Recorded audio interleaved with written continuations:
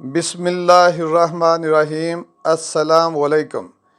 وفات سے 3 روز قبل جبکہ حضور اکرم صلی اللہ علیہ وسلم ام المومنین حضرت میمونہ رضی اللہ تعالی عنہا کے گھر تشریف فرما تھے، ارشاد فرمایا کہ میری بیویوں کو جمع کرو۔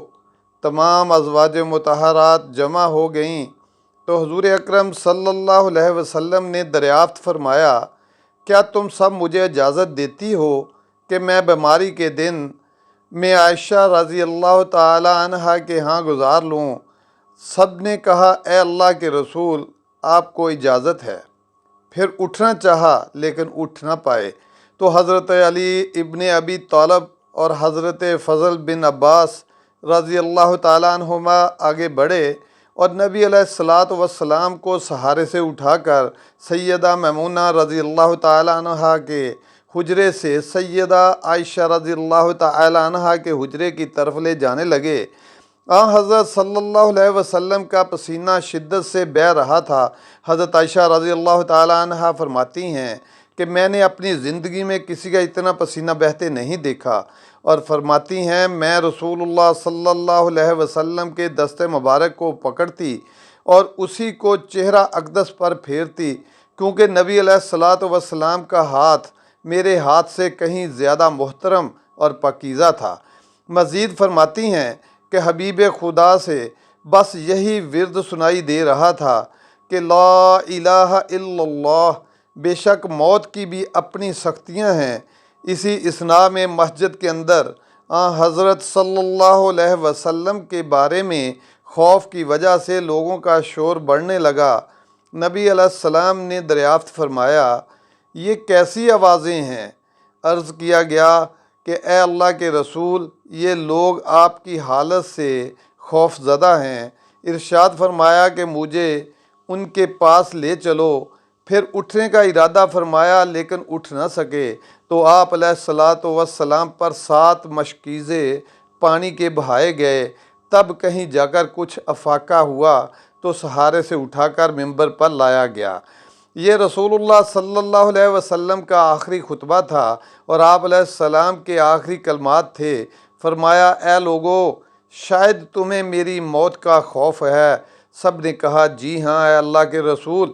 ارشاد فرمایا، اے لوگو، تم میں سے میری ملاقات کی جگہ دنیا نہیں، تم سے میری ملاقات کی جگہ حوض کوثر ہے۔ خدا کی قسم، گویا کہ میں یہیں سے اسے حوض کوثر کو دیکھ رہا ہوں۔ اے لوگو، مجھے تم پر تنگ دستی کا خوف نہیں، بلکہ مجھے تم پر دنیا کی فراوانی کا خوف ہے کہ تم اس کے معاملے میں ایک دوسرے سے مقابلے میں لگ جاؤ، جیسا کہ تم سے پہلے پچھلی امتوں والے لگ گئے، اور یہ دنیا تمہیں بھی ہلاک کر دے جیسا کہ انہیں ہلاک کر دیا۔ پھر مزید ارشاد فرمایا، اے لوگو، نماز کے معاملے میں اللہ سے ڈرو۔ پھر فرمایا، اے لوگو، عورتوں کے معاملے میں اللہ سے ڈرو۔ میں تمہیں عورتوں سے نیک سلوک کی وصیت کرتا ہوں۔ مزید فرمایا، اے لوگو، ایک بندے کو اللہ نے اختیار دیا کہ دنیا کو چن لے یا اسے چن لے جو اللہ کے پاس ہے، تو اس نے اسے پسند کیا جو اللہ کے پاس ہے۔ اس جملے سے حضور صلی اللہ علیہ وسلم کا مقصد کوئی نہ سمجھا، حالانکہ ان کی اپنی ذات مراد تھی، جبکہ حضرت ابو بکر صدیق رضی اللہ تعالیٰ عنہ وہ تنہا شخص تھے جو اس جملے کو سمجھے اور زار و قطار رونے لگے اور بلند آواز سے گریہ کرتے ہوئے اٹھ کھڑے ہوئے اور نبی علیہ السلام کی بات قطع کر کے پکارنے لگے، ہمارے باپ دادا آپ پر قربان، ہماری مائیں آپ پر قربان، ہمارے بچے آپ پر قربان، ہمارے مال و دولت آپ پر قربان۔ روتے جاتے ہیں اور یہی الفاظ کہتے جاتے ہیں۔ صحابہ کرام رضی اللہ تعالیٰ عنہم اجمعین ناگواری سے حضرت ابو بکر صدیق رضی اللہ تعالیٰ عنہ کی طرف دیکھنے لگے کہ انہوں نے نبی علیہ السلام کی بات کیسے قطع کر دی۔ اس پر نبی کریم صلی اللہ علیہ وسلم نے حضرت ابو بکر رضی اللہ عنہم اجمعین کا دفاع ان الفاظ میں فرمایا، اے لوگو، ابو بکر کو چھوڑ دو کہ تم میں سے ایسا کوئی نہیں کہ جس نے ہمارے ساتھ کوئی بھلائی کی ہو اور ہم نے اس کا بدلہ نہ دے دیا ہو، سوائے ابو بکر کے کہ اس کا بدلہ میں نہیں دے سکا، اس کا بدلہ میں نے اللہ جل شانہ پر چھوڑ دیا۔ مسجد نبوی میں کھلنے والے تمام دروازے بند کر دیے جائیں سوائے ابو بکر کے دروازے کے کہ جو کبھی بند نہ ہوگا۔ اور آخری بات جو ممبر سے اترنے سے پہلے امت کو مخاطب کر کے ارشاد فرمائی وہ یہ: اے لوگو، قیامت تک آنے والے میرے ہر ایک امتی کو میرا سلام پہنچا دینا۔ پھر حضرت صلی اللہ علیہ وسلم کو دوبارہ سہارے سے اٹھا کر گھر لے جایا گیا۔ اسی اثناء میں حضرت عبد الرحمن بن ابی بکر رضی اللہ تعالیٰ عنہ خدمت اقدس میں حاضر ہوئے اور ان کے ہاتھ میں مسواک تھی۔ نبی اکرم صلی اللہ علیہ وسلم مسواک کو دیکھنے لگے لیکن شدت مرض کی وجہ سے طلب نہ کر پائے۔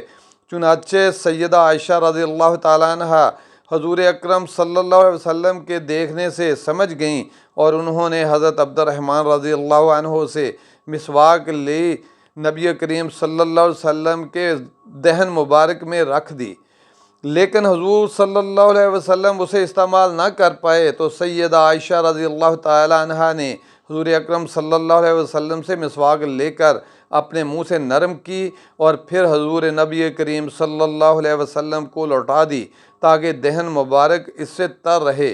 فرماتی ہیں آخری چیز جو نبی کریم علیہ الصلاۃ والسلام کے پیٹ میں گئی وہ میرا لعاب تھا، اور یہ اللہ تبارک و تعالیٰ کا مجھ پر فضل ہی تھا کہ اس نے وصال سے قبر میرا اور نبی کریم علیہ السلام کا لعاب دہن یکجا کر دیا۔